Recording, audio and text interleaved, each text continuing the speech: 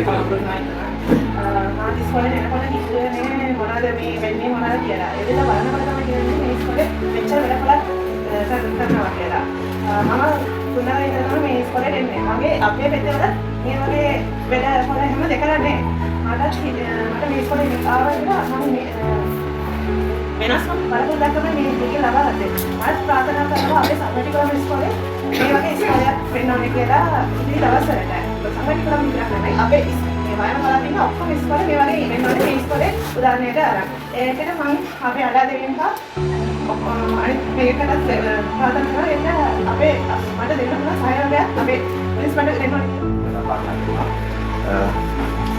විල්පත විද්‍යාලයේ විද්‍යාලයෙන් අවසරයි. ඒ වගේම අවසරයි.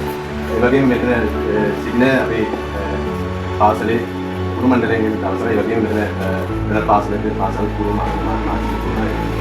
අවසරයි. ඒ වගේම මෙතන අවස්ථාවේ ඉන්නවා අපේ දරුවන්. ඒ දරුවන්ගෙන් අවසරයි. එතනම මේ අද ගමන අපේ අපිට සාර්ථකයි. ඒ කියන්නේ මම මේ පාසලට එන්න අවස්ථාව ගන්න ටිකක් දෙන්න මානසික වුණා. ඒ වෙලාවේ සර් මට ඉස්කෝල දවසේ කතා කරා. ඒ දවසේ කිව්වා සර් සෙනසුරාදා හවස ගන්න කියලා. එතකොට මම එතනම හිතුවා සර් පාසලේ ළමයිගේ අධ්‍යාපනයට කිසිම බාධාවක් නොවන විදිහට තමයි මේ වැඩ කරගෙන යන්නේ කියලා. එතන මට ඒක මේ වුණා මේ ඉන්න තමයි මේ විදුල්පති මම දෙකලා තියෙනවා. ඒ වුණාට බණ්ඩාරනායක විදුල්පතිතුමා කියලා අද තමයි අඳුරගත්තේ. එතකොට එතනම මට වෙනවා මේ හොඳට මේ පාසල හොඳට කරනවා ඇති කියලා. ඒකට සෙනසුරාදා හවස තමයි අපිට මේ අවස්ථාව තමයි දුන්නේ. කතා කරලා මේ දිනේ ඒ වගේම මේ ඊයේ අපි දැන් කතා කරලා ඔක්කොම දැන් සෙට් කරලා අපේ ගුරුවරයෙක් මේ පාරේ ගිහිල්ලා තියෙනවා. ගිහිල්ලා ඇවිල්ලා කිව්වා මේ සර් අපේ පාසලේ තමයි වගේ තමයි. අය ඇතුළට ආවේ නැහැ නේ. ඒ ගුරුවරයෙක් කිව්වා මට. ඒ කතාව කිව්වා ගියා. අපේ පාසල වගේමනේ කියන්නේ. එදී එනකොට අපේ පාසල තමයි. ඒකම ලංකාවේ තියෙන පාසල ඔක්කොම එක විදිහට තමයි තියන්නත් ඕනේ. එතනම ඇතුළට ආවෙන් පස්සේ තමයි මටත් දෙනුනේ මේ. ඇත්තටම මේ පාසල කුසලතා පාසලමයි. එම මේ ලංකාවේ ඉන්න එම ගුරුවරයෙන්ම මේ පාසලට දෙන්න ඕනේ කියන අදහස මට. ඒ කියන්නේ තවත් එකක් මම කියන්න ඕනේ. අපි මාත් බය වෙන්නේ ඉස්කෝලේ වෙනත් කටයුත්තක් යෙදුණොත් ළමයිගේ අධ්‍යාපනයට බාධාවක්. අපි ඉස්කෝලේ මොනවා හරි උත්සාහ ගන්න ගත්තොත් අපිට මේක කරගන්න බෑ. ටීචර්ස්ලා කියනවනේ අපිට උගන්වන්න වෙලාවක් නෑ. අපි හැමදාම මේ විදුල්පති මම මොනවා හරි දෙනවාම කියලා. එහෙමත් සමහර මතේ තියෙන කාලයේදී මම හිතන්නේ ප්‍රතිඵල බලාපොරොත්තු වෙන්නේ දෙමව්පියනුත් ගුරුවරුනුත් ඒ වගේම ලංකාවේ ඉහළ මට්ටමේ අධ්‍යාපන අමාත්‍යාංශයෙන් බලාපොරොත්තු වෙන ප්‍රතිඵල. එතකොට මේ ප්‍රතිඵල කිසිම අඩුවක් වෙලා නැහැ මේ පාසල. 100%. එතකොට අපි අපේ මතේ බොරුනේ. අපි දාගෙන ඉන්නේ එහෙමනේ අවස්ථාවේ අද විදුල්පතිතුමා උදේ ඉඳලා අපිත් එක්ක. අද විතරක් නෙවෙයි 1670 තික්මවා කියලා කියන මේ පාසලට එවිලා.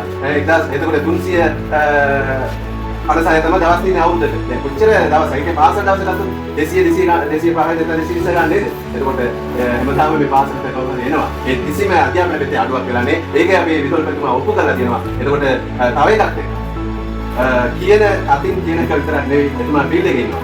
කුඹුරු වැඩ කරනකොට මම හිතුවා දෙක කුඹුරේ ඉන්නවා. මඩේ කුඹුරේ ඉන්නවා. ඒ වගේම පොල් ලඟුරු පොල් කටු පුච්චනකොට එතන ඉන්නවා. සාරි මොස්තරේ දානකොට සර් මොස්තරේ පෙන්නලා දානවා. මම හිතන්නේ කුසලතා පාසල විතරක් නෙවෙයි. මෙතන මේ විදුල්පතිතුමා කුසලතා සම්පූර්ණ තියෙන විදුල්පති කෙනෙක් කියලා මම දකිනවා. ඒ අයට තමයි ඒක මඟ පෙන්වන්න පුළුවන්. ඒ වුණාට අපි මෙතන ඉන්න සියලු දෙනාටම ආදර්ශයක්. එවැනි පුද්ගලයෙක් වෙන්න බැහැ කියලා කාටවත් බැහැ නෑ. එහෙම කියලා නෑ. සියලු දෙනාටම එවැනි පුද්ගලයෙක් වෙන්න පුළුවන්. හැබැයි අදිත්‍යයක් කාලය ශ්‍රමය ටිකක් දෙන්න වෙනවා. මටත් තියාගන්නවා ඒක. එවැනි පුද්ගලයෙක් වෙන්න නම් මා ටිකක් කාලය තව දෙන එක මදි. තව දෙන්න ඕනේ. ශ්‍රමය ටිකක් යොදන්න ඕනේ. සෙනසුරාදා ඉරිදා අවශ්‍ය රැ කියලා බලන්නේ නැතුව ටිකක් මහන්සි වුණොත් ඇත්තටම මෙවැනි පාසලක් වෙන්න පුළුවන්. ඒ පාසලක් විතරක් නෙවෙයි. අපේ බලාපොරොත්තුව මේ අපි ළඟට එන දූ දරුවන් කුසලතා දරුවන් කියන විදියට එයාලා මේ අපි පාසලෙන් දාන්න ඕනේ. සමාජයට දෙන්න ඕනේ. ඒක තමයි අපේ බලාපොරොත්තුව. එහෙමනම් අපේ ගුරු මණ්ඩලයක් ඉන්නවා. ඒක තමයි මම දීර්ඝ කතා කරන්නේ මෙතන. මේ අවස්ථාව කරගන්නවා. අපි සියලු දෙනා අභිමානයක් කරගන්න. අපේ දූ දරුවන්, අපේ මේ දූ දරුවන්, අහිංසක දූ දරුවන්, අහිංසක දෙමව්පියන්ගේ දූ දරුවන් අපිට බාර දෙනවා. කුසලතා, හොඳ දක්ෂතා තියෙන ළමයෙක් විදියට අපිට බාර දෙන්න කියලා. එම නිසා මම අපේ ගුරුවරුන්ගෙන් ඉල්ලා සිටිනවා අද දවස අභිමානයක් කරගමු. අපේ දූ දරුවන් සමාජයේ කුසලතා තියෙන දූ දරුවන් විදියට බිහි කරන්න ඔයාලා අභිමානයක් කරගන්න. ඒ කියන්නේ විදුල්පතිතුමා මෙතුමා මෙතන ඉන්න පුළුවන්. මාත් ටික කාලයක ඉස්කෝලේ ඉන්න පුළුවන්. ඒ වුණාට ඔයාලා තමයි ඉතින් අනාගතේ පාසල නඩත්තු කරන්න යන්නේ. පාසලේ ළමයි වෙනුවෙන් බාරව ඉන්නේ. ඒ නිසා ඔයාලා සියලු දෙනාම හොඳ දරුවන් බිහි කරන්න හොඳ පාඩමක් අද නිරීක්ෂණයක් අද ගොඩාක් දේවල් මේ මම හිතන්නේ වෙලා ගන්නෙ. ඒ නිසා එම අවස්ථාව ප්‍රයෝජන කරගෙන ඉදිරි අනාගතයත් දරුවන්ගේ අනාගතය අපි අතේ තියෙන්නේ. ඒ නිසා අපි ඉන්නකම් අපි සේවය කරනකම් අපි යුතුයකම ඉටු කරමු කියලා ඉල්ලා සිටිමි.